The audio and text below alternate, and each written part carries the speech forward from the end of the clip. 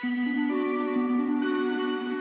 Everyone, my self Amit Chaturvedi and I welcome all of you in versatile brains. दोस्तों, एक बार फिर से हाजिर हूँ आपके सामने उन कहानियों के साथ जो आपको इंस्पायर करेंगी, मोटिवेट करेंगी, एनकरेज करेंगी अपने गोल के लिए। ये सारी स्टोरीज़ रियल हैं। इनमें से बहुत सारी स्टोरीज़ हम ऑलरेडी डिस्कस कर चुके हैं। अगर आपने वो स्टोरीज़ नहीं देखी हैं, ये उनकी लिंक है, आप उसको क्लिक करके उन वीडियोज़ को भी जाकर देखें। तो चलिए शुरू करते हैं।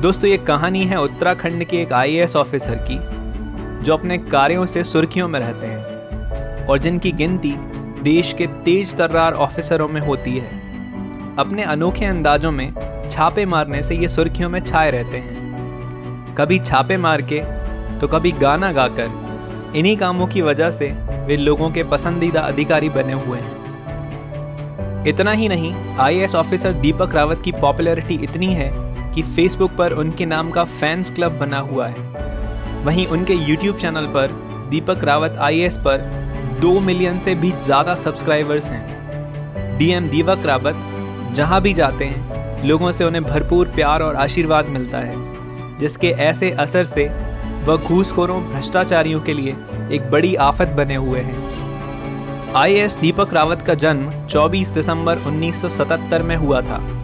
वह मूल रूप से भारत के सबसे लोकप्रिय हिल स्टेशनों में से एक मसूरी के रहने वाले हैं। उन्होंने अपनी स्कूली शिक्षा मसूरी के सेंट जॉर्जेस कॉलेज से की है। जब उन्होंने माध्यमिक कक्षाओं में प्रवेश लिया तो अधिकांश बच्चे एनडीए परीक्षा देकर या इंजीनियर बनने के लिए व भारतीय सेनाओं में भर्ती होने के लिए उत्सुक थे, जबकि दीपक रावत ने खुद को इनमें से किसी भी शिक्षा के लिए उत्सुक नहीं पाया। 12वीं कक्षा उत्तीर्ण करने के बाद वह अपनी उच्च शिक्षा प्राप्त करने के लिए दिल्ली चले गए। दीपक रावत ने अपना ग्रेजुएशन दिल्ली के एक विश्वविद्यालय के हंसराज कॉलेज से किया। इसके बाद उन्होंने इतिहास विषय में पोस्ट ग्रेजुएशन जेएनयू से किया और साथ ही इसके दौरान यूपीएससी परीक्षा की तैयारी भी शुरू कर दी। दीपक को यूपीएससी परीक्षा के बारे में उत्तराखंड के एक वरिष्ठ आईपीएस अधिकारी अनिल कुमार रतूड़ी से पता चला, जिन्होंने उत्तराखंड के डीजीपी के रूप में भी कार्य किया। अनिल कुमार रतूड़ी मसूरी में दीपक रावत के निकटतम पड़ोसियों में से एक थे। इसके बाद उनके पिता ने उन्हें बताया कि अब जब इतना पढ़ लिख चुके हैं तो अब परिवार में से कोई पॉकेट मनी प्राप्त नहीं होगी और दीपक को खुद के लिए कमाने का सुझाव दिया। पोस्ट ग्रेजुएशन के बाद उन्होंने जेआरएफ के लिए आवेदन किया और 2005 में वह जेआरएफ के लिए चुन लिए गए। जेआरएफ परीक्षा को पास करने के बाद उन्हें वजीफे के रूप में 8,000 रुपये महीने मिलने लगे। यूपीएससी परीक्षा में अपने पहले 2 प्रयासों में उन्हें सफलता नहीं मिली। हालांकि तीसरी बार में दीपक ने यूपीएससी एग्जाम पास कर लिया।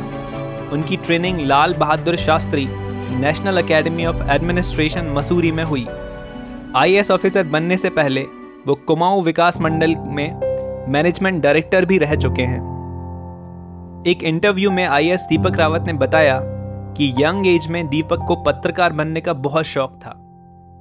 उन्होंने मीडिया के क्षेत्र के प्रति अपने प्यार के बारे में यह कहते हुए खुलासा किया कि जब वह सिविल सर्विसेज की तैयारी कर रहे थे तब उन्होंने पत्रकारिता को अपने बैकअप करियर के रूप में रखा था।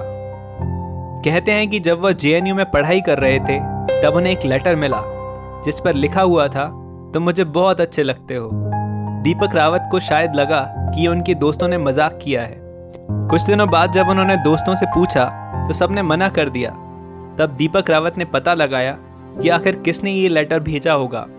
तभी कुछ दिनों बाद उन्हें पता चला कि किसी लड़की ने ये लेटर उनके दरवाजे के पास रखा था। आज वह लड़की उनकी वाइफ हैं। उनकी वाइफ का नाम विजिता है, जो कि शादी से पहले कॉलेज के बाद एक वरिष्ठ न्यायिक अधिकारी बन गई थी और दिल्ली में पटियाला हाउस कोर्ट में मेट्रोपॉलिटन मजिस्ट्रेट के रूप में भी कार्य कर चुकी हैं और आज उनके 2 बच्चे हैं, एक लड़का और एक लड़की। दोस्तों, दीपक रावत की लाइफ स्टोरी से हम काफ़ी सारी चीज़ें सीख सकते हैं, जैसे कि एक बड़े पद पर होने के बाद भी ऑनेस्टी, डिसिप्लिन और डेडिकेशन अपने काम के प्रति वो हमेशा दिखाते हैं। उनके जितना aggressive on the spot decision लेने वाला, कई छापे मारने वाला, लेकिन अंदर से बहुत ही सॉफ्ट और खुश मिजाज IAS ऑफिसर शायद ही इंडिया में कोई होगा।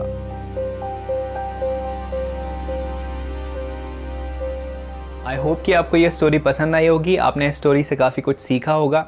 अगर आपको ये स्टोरी पसंद आई है तो आप इसको अपने फ्रेंड्स के साथ और फैमिली मेम्बर्स के साथ भी शेयर कर सकते हैं, फेसबुक के थ्रू, व्हाट्सएप के थ्रू, इंस्टाग्राम के थ्रू। और अगर आपने चैनल को सब्सक्राइब नहीं किया है तो please hit the subscribe button and press the bell icon also and like this video. और अगर आपको कुछ स्पेसिफिक चीज़ बतानी है या कहनी है या पूछनी है तो आप मुझे कमेंट सेक्शन में लिख सकते हैं। आप वर्सेटाइल ब्रेन्स के फेसबुक पेज को भी लाइक कर सकते हैं, वो है learn English with versatile brains. और अगर आपने इसके पहले वाले वीडियोस नहीं देखे हैं तो मैं यहाँ पे एक लिंक दे रहा हूँ, इसको आप क्लिक करके वो सारे वीडियोस देख सकते हैं। और आपके सजेशंस और आपके कमेंट्स रिक्वायर्ड हैं, प्लीज़ जाके नीचे कमेंट सेक्शन में अपना कमेंट लिखिए। कुछ इम्प्रूवमेंट चाहते हैं, कुछ नया करना चाहते हैं तो आप वो मुझे बता सकते हैं। And thanks a lot for watching. मिलते हैं अगले वीडियो के साथ। Good bye.